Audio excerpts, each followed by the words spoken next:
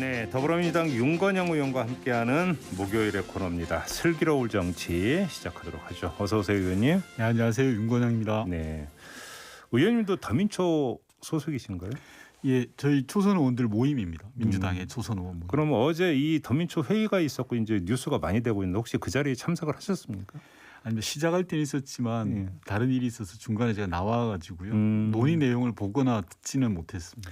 아무튼 지금 그 최종적으로 이제 정리해서 말씀을 드리면 이 더민초에서 그러니까 그 장관 후보자 가운데 최소 한 명의 후보자는 부적격으로 처리해야 되는 것 아니냐 이렇게 의견을 모았고 지도부에 전달을 했다고 하는데 어떻게 평가를 하세요? 저는 뭐 여당에서 장관 후보자에 대한 걱정과 우려를 청와대에 전달할 수 있다고 생각합니다.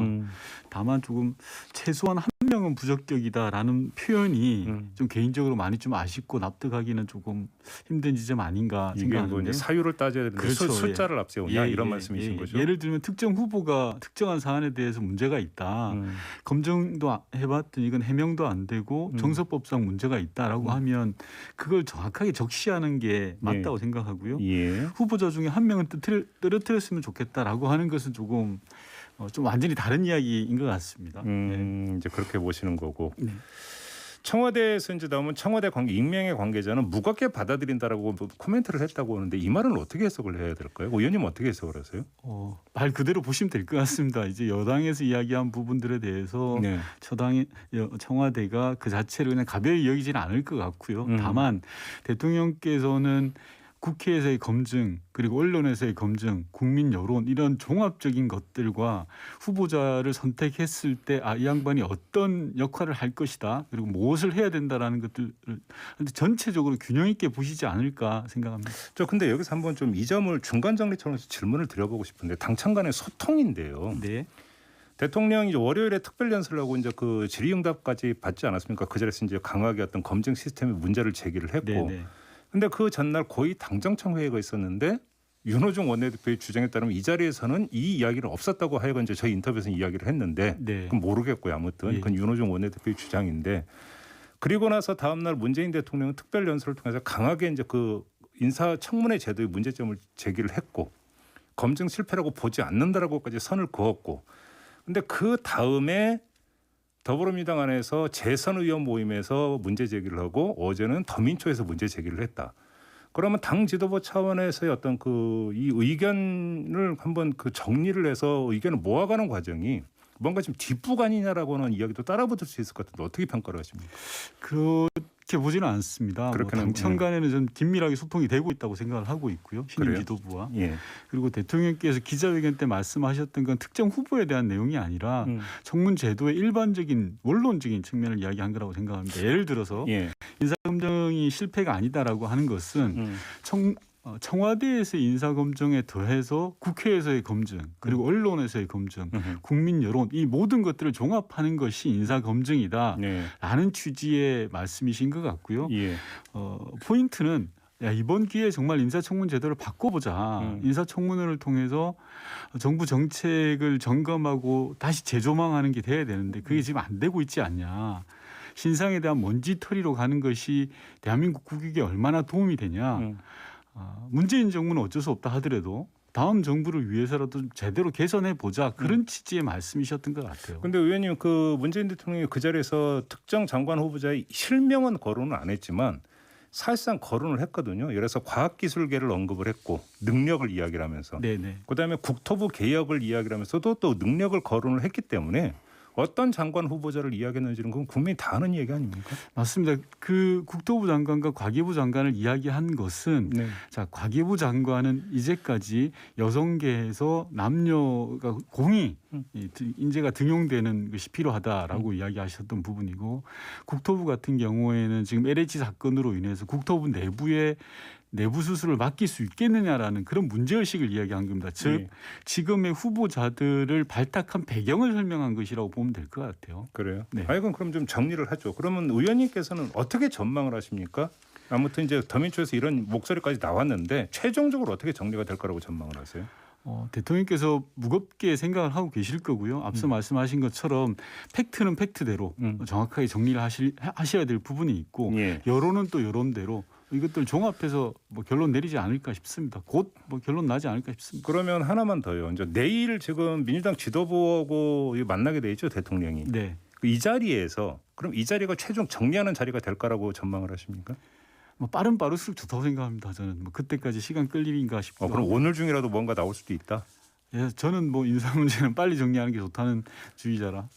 근데 지금 그 말씀에 따르면 어차피 그 재송부 요청은 14일까지로 했기 때문에 네. 오늘 중으로는 그 결론이 나올 수가 없거든요. 왜냐하면 그 지명차려나 자진 사퇴가 아닌 이상은 그렇지 않나요?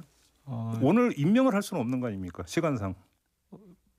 총리에 관해서 지금 김부겸 후보자에 대해서 전혀 문제가 없는데도 불구하고 지금 야당이 며칠째 회의조차 안 잡고 있거든요. 쉽게 말하면 저는 이런 문제들을 좀 하루빨리 좀 끝냈으면 좋겠어요. 그래서 정말 문제가 있으면 문제 있는 부분을 드러내고 이 문제가 열이다. 그럼 열에 합당한 만큼의 책임을 묻고 그 절차를 밟으면 되는 건데요.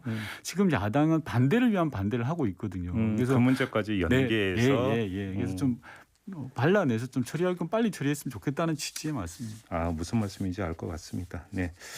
대통령 특별연설 관련해서 하나만 더 여쭤볼게요. 네. 윤석열 전 검찰총장에 대해서 질문을 했을 때 문재인 대통령은 지극히 이제 원론적인 답변 이외에는 말을 아꼈는데 네. 그 이후를 어떻게 해석을 해야 될까요? 당연히 그 저는 말씀을 아껴야 되는 게 맞고요. 예. 질문이 거시기했다고 생각해요. 왜요? 만약에 대통령께서 윤석열 총장에 대한 인물평이라도 하셨다면 야당에서 대선 개입이라고 난리를 쳤을 겁니다. 네. 입장 바꾸는 만약에 그런 상황이 벌어졌다면 그래서 예.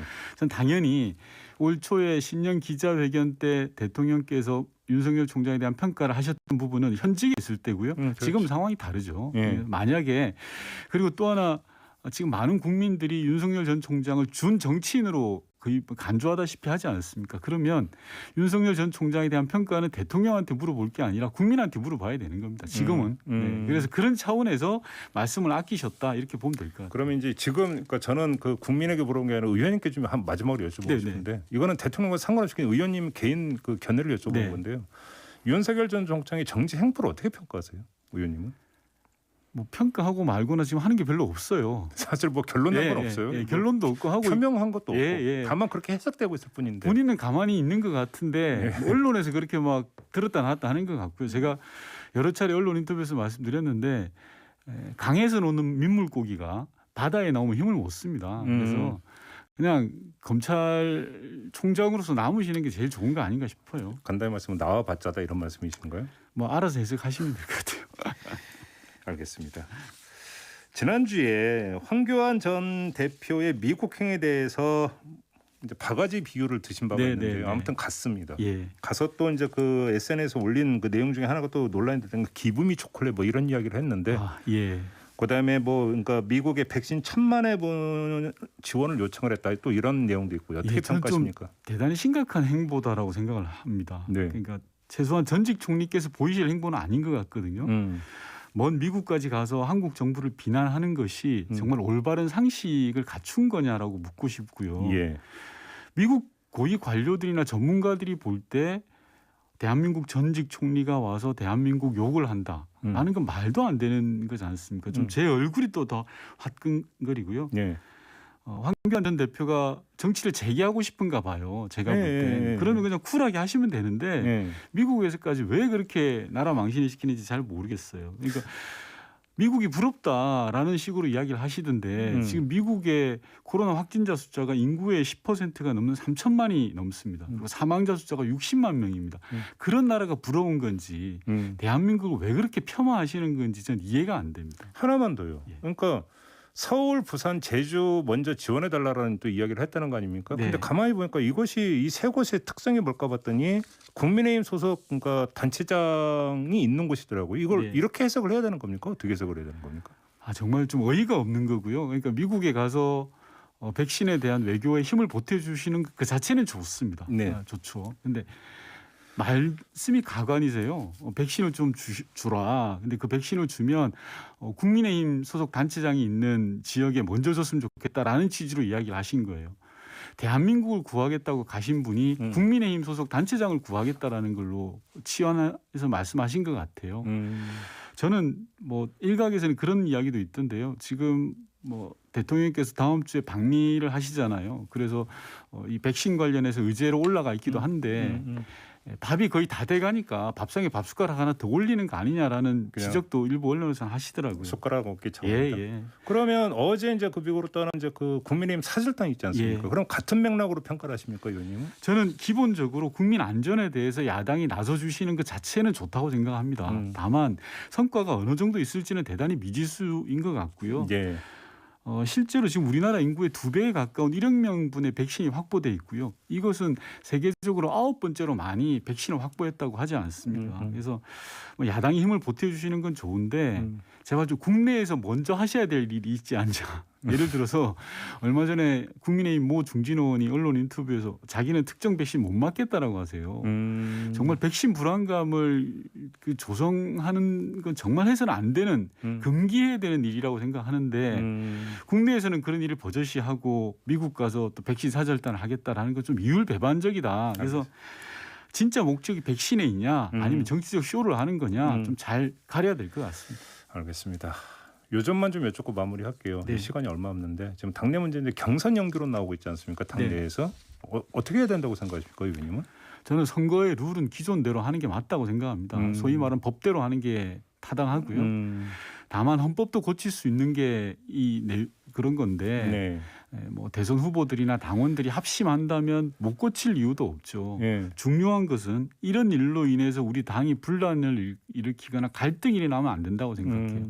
그래서 신임 지도부는 일어난 과정 관리를 좀 철저하게 할 필요가 있다. 그런 말씀 드리고 과정 싶어요. 관리라고 하는 것은 경선 연기 주장이 이렇게 이제 여기저기서 삐져 나오는 것 자체도 좀 관리 대상이다 이런 말씀이십니까? 그러면 모든 걸 포함해서 경선 국면에 대한 과정이 저는 대단히 중요하다라는 생각이 조금 전에 대선 주자의 합의가 필요하다고 말씀하셨는데 이재명 경기지사는 어제 이미 이거에 대해서 원칙대로라고 하는 이야기를 했기 때문에 연기에 동의하지 않는다라고 명시적으로 밝힌 건 아니겠습니까? 그러면 사실상 대선 주자 간의 합의는 불가능하다고 봐야 되는 거 아닌가요? 저는 그렇게 봅니다. 경선 연기라는 게 목적지는 같다고 봐요. 민주당의 정권 재창출 우리 하나의 목표 동일한 목표라면 자 이번 신호등에서 좌회전할 거냐 다음 신호에서 좌회전할 거냐의 정도의 차이입니다. 그래서 저는 목적이 같다라고 생각하기 때문에 이 목적을 위해서 가는 과정들을 얼마나 자연스럽고 조화롭게 과정 관리를 하는가가 중요한 거지. 알겠습니다. 이건 뭐 예. 알겠습니다. 이렇게 마무리를 좀 해야 될 것 같네요. 네네. 자, 윤건영 의원과 함께했습니다. 고맙습니다, 의원님. 네, 고맙습니다.